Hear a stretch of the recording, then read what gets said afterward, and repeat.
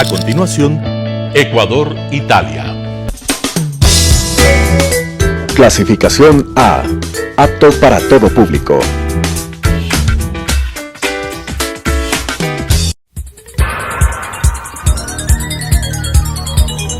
Las opiniones vertidas en este espacio por la producción y dirección del programa son de exclusiva responsabilidad de sus autores y de quienes intervienen en ellos.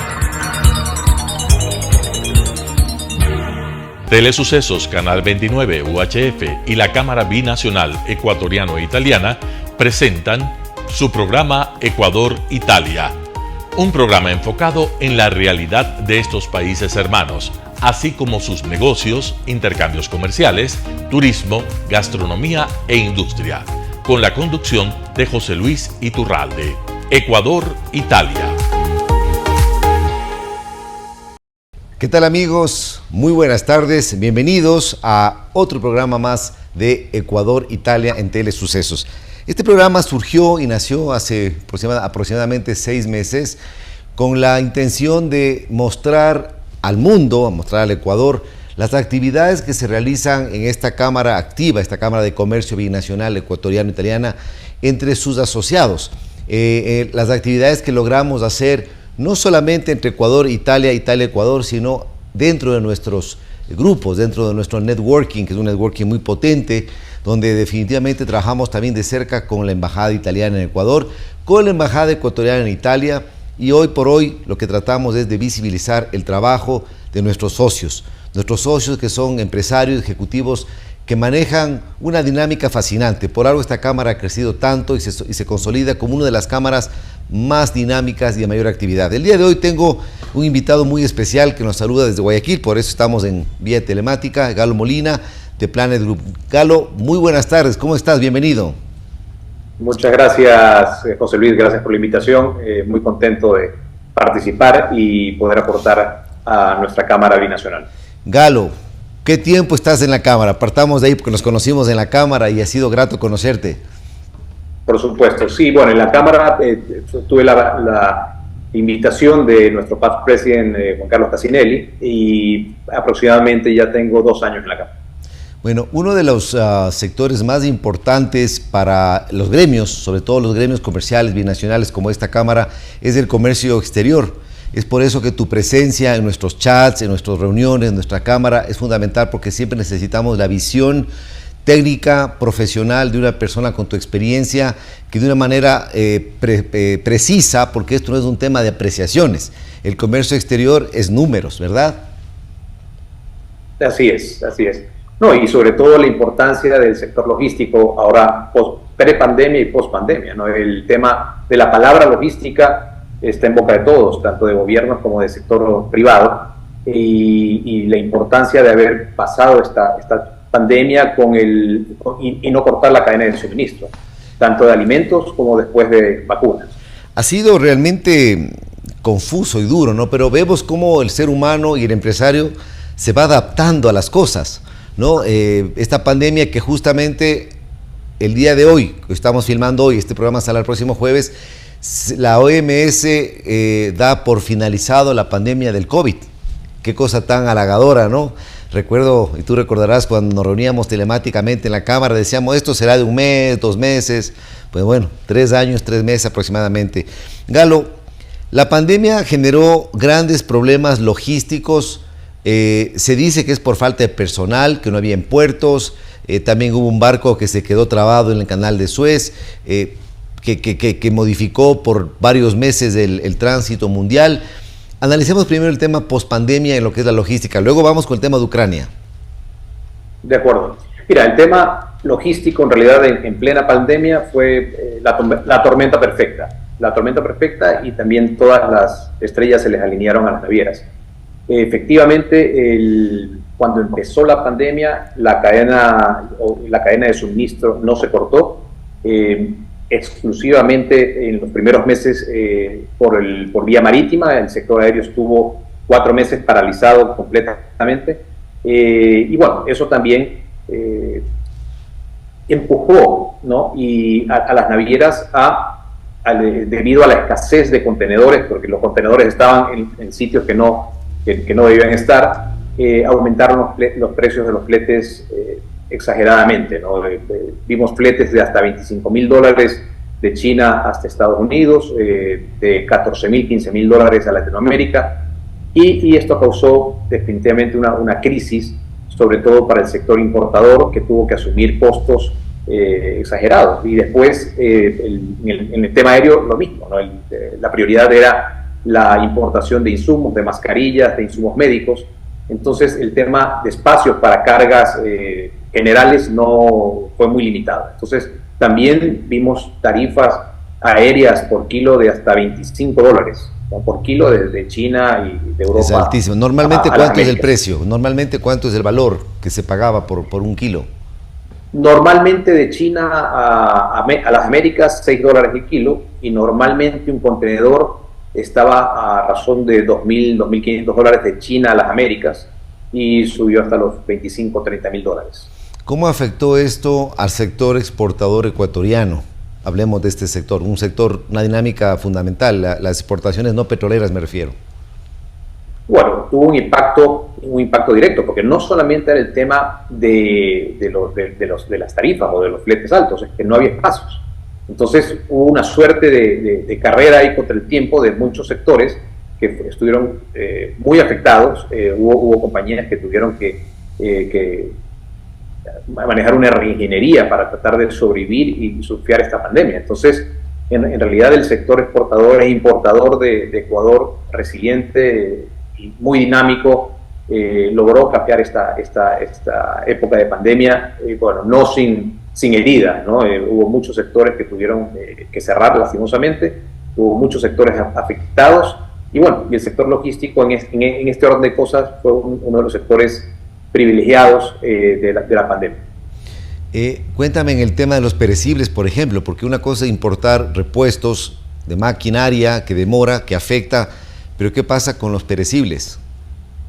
Claro, en el tema de perecederos, que básicamente se manejan vía aérea, el aumento de tarifas fue sostenido. Entonces, que inclusive tiende a descender, pero se han mantenido en niveles todavía altos. A diferencia del sector marítimo, que el tema bueno, después vamos a hablar del tema geoestratégico, el tema de la guerra de Ucrania con Rusia y que China ha apoyado directa o indirectamente a Rusia, ha afectado el comercio y ha iniciado una guerra comercial entre Estados Unidos y China, y también Europa. Entonces, ese tema, por esta razón específica, los precios entre China y las Américas y Europa han empezado a descender a niveles prepandemia. Claro, nos estábamos adaptando y saliendo de la pandemia, siempre, como digo yo, el empresario, el emprendedor, se va adaptando, va acoplando nuevas estrategias para la dinámica, porque ese es el ADN tuyo, el ADN del empresario, de los gremios productivos. Y en el 24 de febrero, me parece que viene la torpe, esta estúpida agresión que no la logramos entender por parte de Rusia, no de Rusia, de Putin, porque el pueblo ruso es un pueblo amigo, que recibe muy bien nuestros productos. Hablemos porque es un tema de un personaje, nada más. Invade Ucrania y se genera ahora otra crisis, porque hay dos: la crisis energética, que sube los costos del combustible, si no es, confírmame si estoy en lo correcto, y luego también la crisis de la disponibilidad, y también la crisis de que Ucrania, que recibía, y Rusia, banano y productos ecuatorianos, perdemos temporalmente ese mercado. Entonces hablamos de tres problemas que afectaron gravemente este gran giro logístico. No, exactamente, y no solamente en la parte de exportación, sino en la parte de importación. Ecuador es un gran importador de fertilizantes de Rusia, de urea, de nitrógeno, que es necesario para nuestras plantaciones. Entonces, nuestra afectación es de doble vía, tanto de exportación en los mercados efectivamente de banano, camarón, flores, pero también de importación, porque importábamos grandes y ingentes cantidades de fertilizantes de Rusia y de Ucrania también. Entonces, la afectación es por vía doble. Y como tú bien comentas, ¿no? Esta guerra que no la entendemos y que no llegamos a comprender ha afectado geoestratégicamente a todo el mundo. El tema de que China haya plegado o apoyado directo o indirectamente a Rusia, inmediatamente ha causado impacto en los mercados. Y el tema del nearshoring, ¿no? Estados Unidos y Europa están tratando de relocalizar sus compañías más cerca de sus mercados. Eso es bueno para Latinoamérica en el caso de Estados Unidos, bueno para África también, que está cercano a Europa, pero también porque hay inversiones chinas en México porque no quieren perder estos mercados, y como México tiene un tratado de libre comercio con Estados Unidos, ya vemos ingentes inversiones entran por ahí chinas en México. Entonces, bueno, tú sabes que se van de acuerdo a los intereses. El mundo geopolítico da un giro importante en los últimos 25 años con este actor predominante que es la China, como decimos algunos, la fábrica del mundo. En la China se fabrica todo componente de cualquier vehículo, inclusive europeo, viene de la China, los teléfonos celulares, las computadoras, las cámaras fotográficas, bueno, ya no cámaras, ya todo está en el teléfono, viene de la China, y China, claro, pone e impone el ritmo de la logística también. Ahora, hay un incremento también del combustible por el tema de la crisis energética. Es correcto, sí, el tema de el aumento sostenible del precio del barril de petróleo también causa una crisis energética, ha causado una crisis energética. Rusia es un gran exportador de gas a Europa. Países como Alemania, Italia, Inglaterra estaban muy apalancados con el gas ruso, y ya vemos obviamente que ellos están revisando energías renovables alternativas para tratar de cambiar su matriz energética. Entonces, claro, es una serie de cambios, como tú bien dices, geoestratégicos, y bueno, no sabemos hasta cuándo esto va a durar. Lo que sí tenemos que ser nosotros, que somos facilitadores de comercio exterior, es adaptarnos rápidamente a las necesidades del mercado, y básicamente que no se corte la cadena de suministro. Y en ese sentido el sector logístico está preparado y bueno, lo ha hecho de una gran manera. Eso en el sector de la carga, sector logístico, exportaciones, importaciones, pero vemos, por ejemplo, los costos de transporte aéreo de personas, de seres humanos, que también se ha disparado los costos. Yo no sé si es que las aerolíneas quieren recuperar lo que perdieron en la pandemia, o es el costo del combustible y de la energía, porque hoy por hoy viajar es doblemente más caro que lo que era hace 3 años.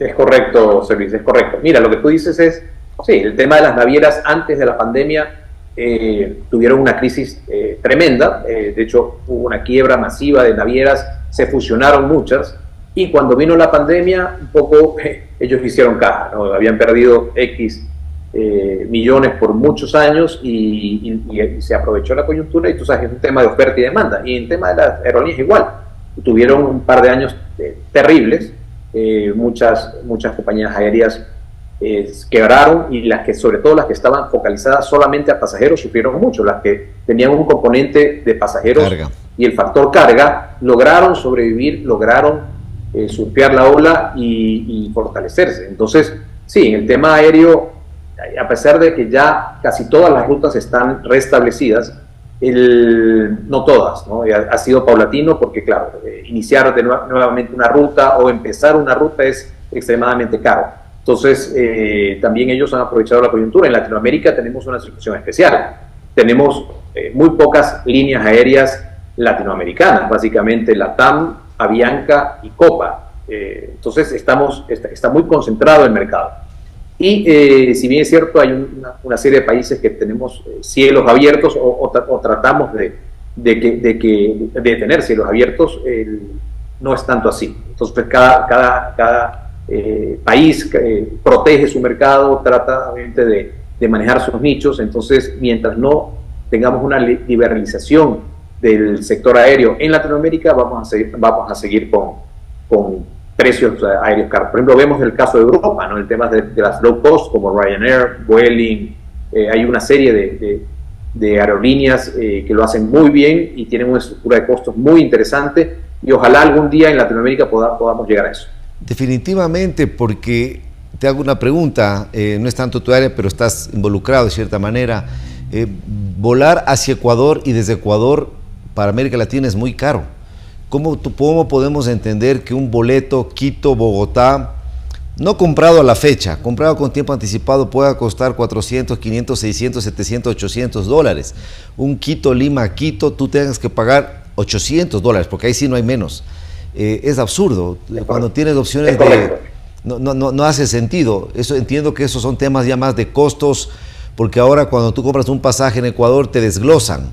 Dicen, esto es lo que usted paga por el pasaje, pero estos son los impuestos. Impuestos de aterrizaje del aeropuerto, impuestos de turismo, etcétera. Entonces, tenemos una serie de impuestos que entiendo que el gobierno fue parte de su campaña y lo está cumpliendo en cierta manera, de reducir todos estos impuestos. No recuerdo los códigos, hay unos códigos que tienen los aeropuertos para estos costos, que hace que venir al Ecuador o viajar desde Ecuador sea más caro. Así es, el Ecodelta, que acaban de juntar. El Ecodelta, sí. Casualmente lo que tú indicas, hace un año atrás volar un Guayaquil-Bogotá costaba 800 dólares, ¿no? Y volar a Miami te costaba 600, entonces, y volar a Europa te costaba 800 en turista. Pero también, y me pasa a mí, yo tengo muchas relaciones con Europa, viajo 4 o 5 veces al año, y he optado por volar vía Colombia o vía Panamá, ¿no? Porque las tarifas son... Te sale más, pero tienes la mitad de precio. ¿Copa vuela a Europa desde Panamá o hace conexión con KLM, me parece?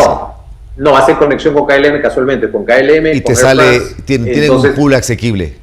Claro, y si tú quieres comprar un pasaje en business, te sale muchísimo más conveniente muchas veces volar a través de Bogotá o de Panamá. Entonces, sí, lo que tú indicas es increíble. Y es un tema de oferta y demanda. Tenemos muy poca oferta de líneas aéreas directas a Europa o muchas veces entre Quito y Guayaquil. Muchas veces yo he volado por Quito y no por Guayaquil. Quito tiene concentrada el 80% de las aerolíneas, tanto en carga como en pasajeros, y volar desde Guayaquil es extremadamente caro. Entonces muchas veces también he optado irme vía Quito, ¿no? Entonces, y uno siempre está revisando ahora con el tema de las aplicaciones. Claro, de las que tú puedes ver en línea, las páginas de Despegar y este tipo de páginas, y vas comparando, y muchas veces es mucho más conveniente salir de Quito que de Guayaquil. Claro, es una pena porque yo recuerdo, y tú también recordarás, que el Ecuador tenía vuelos de Air France directos a París, tenía vuelos de Lufthansa directos a Frankfurt. Particularmente estas dos aerolíneas ya no operan más. Directamente con Europa tienes KLM, Iberia, Air Europa, que es uno de nuestros grandes e importantes asociados de la Cámara, con Alberto Caldera. Sin embargo, la falta de competitividad hace que los precios no sean atractivos. También es un tema de oferta y demanda, como tú dices, porque si la gente no viene a Ecuador no es porque no quiere, es porque no es rentable, porque no hay una demanda de más vuelos.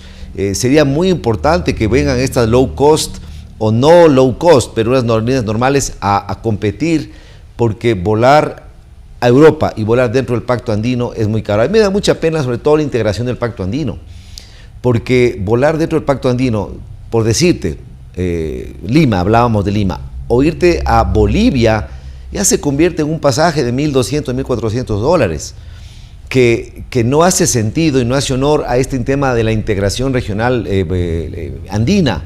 Y esperamos que los gobiernos sean más sensatos e impongan. Obviamente las aerolíneas no puedes obligarles a bajar los precios, es un tema de oferta y demanda. También ellos tienen sus costos altísimos. Hablábamos hace un poco contigo del tema del combustible, pero sí, sobre todo Ecuador, porque yo veía vuelos desde Colombia a Estados Unidos son mucho más económicos que desde Ecuador a Estados Unidos.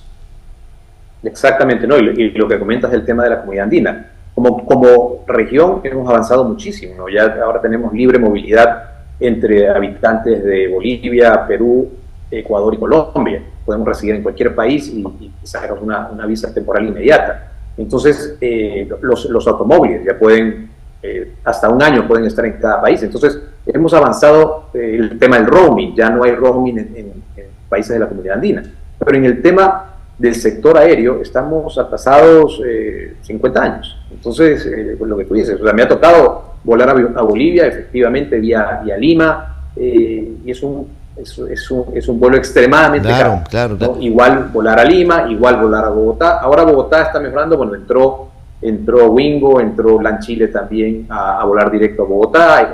Ahora aumentó a 5 frecuencias Avianca hasta Bogotá. Hay un vuelo directo de Guayaquil también a Cartagena que se acabó de inaugurar. Entonces hay mucho ecuatoriano que está volando, que está viajando a Colombia por el tema del diferencial cambiario, que conviene, además que tiene unos atractivos muy interesantes Colombia. Entonces, y un país muy cercano, además que tenemos temas de negocios muy, muy estrechos. Entonces hay una relación de ida y vuelta, pero no así con Perú, no así con Bolivia. Entonces hay mucho por avanzar, hay mucho por hacer, ¿no? Y lo que tú dices también yo comparto. En el momento que se pueda desarrollar una aerolínea low cost regional sudamericana, sería espectacular, ¿no? Sería un golazo. Yo pienso que a eso debemos llegar en ese momento, tomando los modelos europeos, que son mercados más maduros, mucho más desarrollados, pero es un modelo a seguir. Es lo que deberíamos nosotros hacer, teniendo un mercado de 500 millones de habitantes en Latinoamérica, que hablamos un mismo idioma, que tenemos una misma cultura y que somos economías emergentes.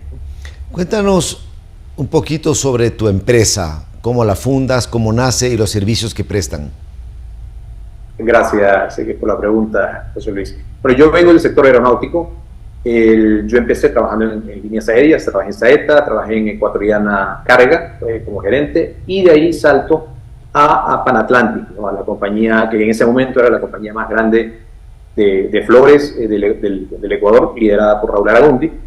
Y hace 25 años formo mi compañía Planet Cargo y empezamos a crecer en ese momento con el boom de la tilapia, manejando embarques por Guayaquil, y luego ya empecé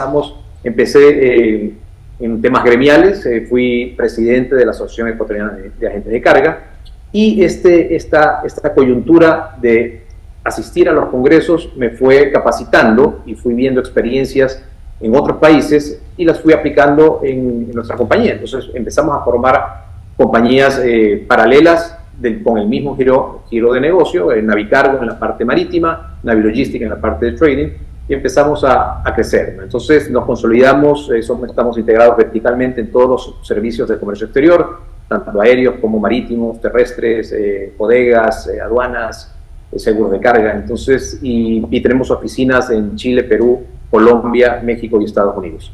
Y luego en el tema gremial, fui presidente de la Federación Latinoamericana de Agentes de Carga, y actualmente soy tesorero de la Federación Mundial de Agentes de Carga, que tiene su sede en Ginebra, Suiza, y soy el tesorero también.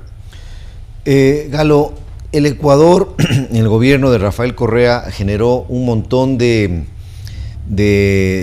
trabas o condiciones para importar en el Ecuador, los famosos certificados INE, los permisos, en fin, y la oferta del gobierno fue ir eliminando de a poco estas trabas burocráticas y hacer que la aduana sea una aduana ágil.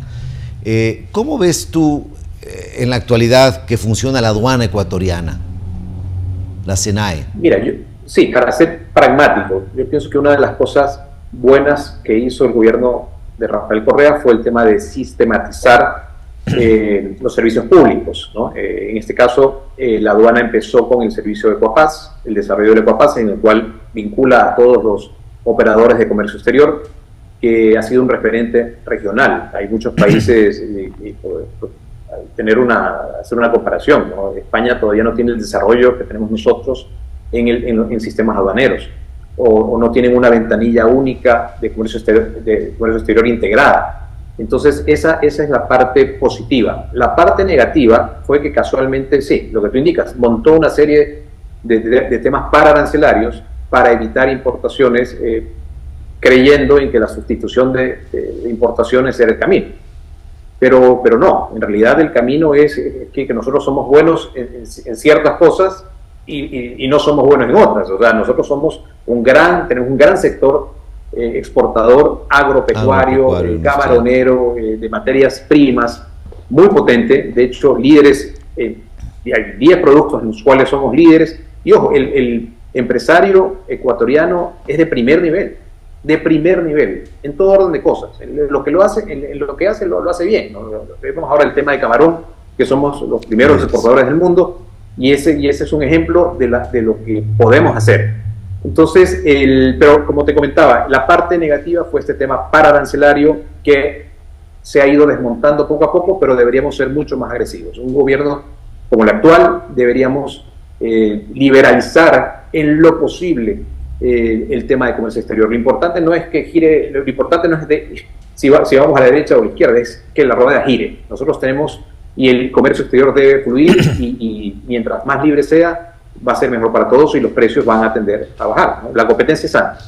Pasaba que importar en el Ecuador se demoraba mucho, no había respuesta de los agentes, ahora hay tiempo, le dan 48 horas a la aduana para responder, la aduana está obligada a responder y salen las prendas más rápido, salen las cosas más rápidas, sale con menos trabas. El INE está un poquito más flexible. Recuerdo, había unas trabas absurdas con el tema de la cerámica, con el tema de repuestos automotrices, que complicaban mucho. Por ejemplo, hay vehículos que existen en todo el mundo y en Ecuador no pueden entrar por algún detalle técnico que según el INE ecuatoriano no puede entrar. Recuerdo el Toyota 4Runner, por ejemplo, no puede entrar a Ecuador. Es una cosa que siempre lo recuerdo. Pero bueno, Galo, se nos fue el tiempo, pasó muy rápido esta entrevista. Yo te quiero agradecer por tu tiempo. Para nosotros en la Cámara es un placer tener una persona como tú, con tu experiencia, con tu expertise. E invito a las personas que nos miran, que quieran ser parte de esta Cámara y tener la oportunidad de hablar con personas como Galo Molina y entender, ver de qué manera facilitan su trabajo, conocer empresas como la suya. Me gustaría que nos dejes un poquito de información, dónde te puede la gente encontrar y saber más de tu empresa. Muchas gracias, José Luis. Primero, un honor ser parte de nuestra Cámara. Es una Cámara muy proactiva. Yo participo en algunas y la verdad es que es un orgullo lo que ha hecho la Cámara Ecuatoriana Italiana en estos años y el posicionamiento que tiene a nivel nacional. Entonces, cuenta conmigo, obviamente, lo que ustedes necesiten. Bueno, yo estoy en Guayaquil, tengo operaciones nacionales. Mis oficinas están en los aeropuertos y bueno, Planet Cargo Group, molinagalo@hotmail.com o president@planet-mediocargo.com. Tienen a sus órdenes y cualquier tipo de consulta estoy a tu disposición. Planet-medio.com. Muchísimas gracias, Galo. Amigos televidentes, el programa corrió muy interesante. Aprendemos, nos nutrimos siempre con personajes como Galo Molina. De mi parte es todo por hoy. Les invitamos que nos miren el próximo jueves en Telesucesos con su programa Ecuador-Italia de la Cámara Binacional Ecuatoriano-Italiana. Buenas tardes. Las opiniones vertidas en este espacio por la producción y dirección del programa son de exclusiva responsabilidad de sus autores y de quienes intervienen en ellos. Telesucesos, Canal 29 UHF y la Cámara Binacional Ecuatoriano-Italiana presentaron su programa Ecuador-Italia, un programa enfocado en la realidad de estos países hermanos, así como sus negocios, intercambios comerciales, turismo, gastronomía e industria, con la conducción de José Luis Iturralde. Ecuador-Italia.